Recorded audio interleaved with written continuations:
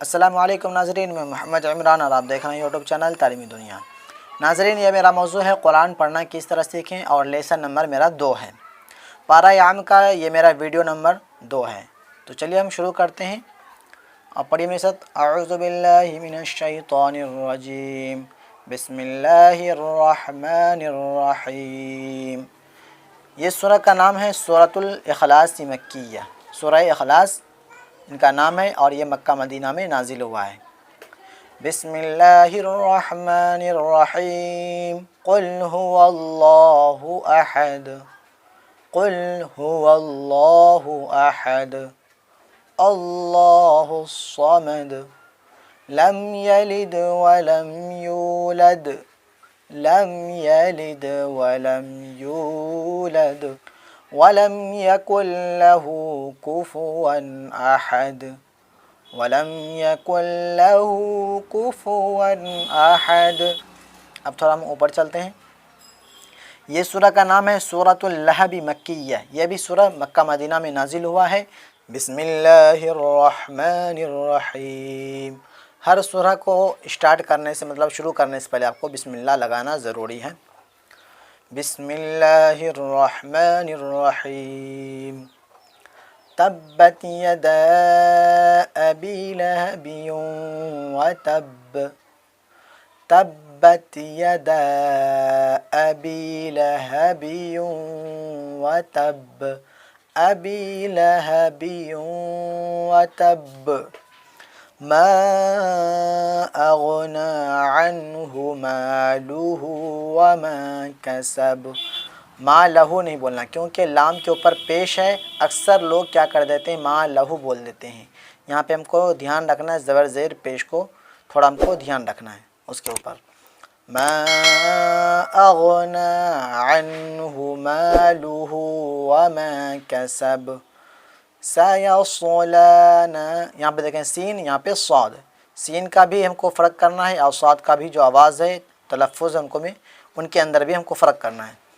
सयस्ला, सयस, सयस, सयस्ला नारन ज़ात लहब, वम्रअतुहु हम्मालतल हतब। मीम मुशद्दद गुन्ना कहलाएगा, इसलिए हमको नाक में थोड़ी देर आवाज़ को हम मीम मुशद्दद और नून मुशद्दद को हम नाक में थोड़ी देर आवाज़ को रोकेंगे। वम्रअतुहु हम्मालतल हतब, फ़ी जीदिहा हब्लुम मिन मसद। यहाँ पे देखें मीम मुशद्दद गुन्ना कहलाएगा। फ़ी जी, जीम या ज़ेर जी, या साकिन से पहले ज़ेर हो तो या मद्दा कहलाएगा। इनको थोड़ा हम एक अलिफ के बराबर खींच कर पढ़ेंगे। फ़ी जीदिहा हब्लुम मिन मसद। सूरह लहब के आगे है सूरतुन नस्री मदनिया। ये सूरह जो है सूरतुन नस्र, ये मदीना मनव्वरा में नाजिल हुआ है। इसको हम पढ़ेंगे बिस्मिल्लाहिर्रहमानिर्रहीम। इज़ा जाअ नस्रुल्लाहि वल फ़त्ह। यहाँ पे देखें जीम के जीम अलिफ मद ज़बर जा, यहाँ पे बड़ी मद है, इनको थोड़ा हम खींच कर पढ़ेंगे। इज़ा जाअ नस्रुल्लाहि वल फ़त्ह। हा का जो आवाज़ है उसको भी हमको लास्ट में निकालना है। वल फ़त्ह। वरअयतन नास यदखुलून फ़ी दीनिल्लाहि अफ़वाजा, वरअयतन नास यदखुलून फ़ी दीनिल्लाहि अफ़वाजा, फसब्बिह बिहम्दि रब्बिका वस्तगफिरहु। यहाँ पे हा है, इनकी आवाज़ भी हमको निकालना है। यहाँ पे बड़ी हा, यहाँ पे छोटी हा।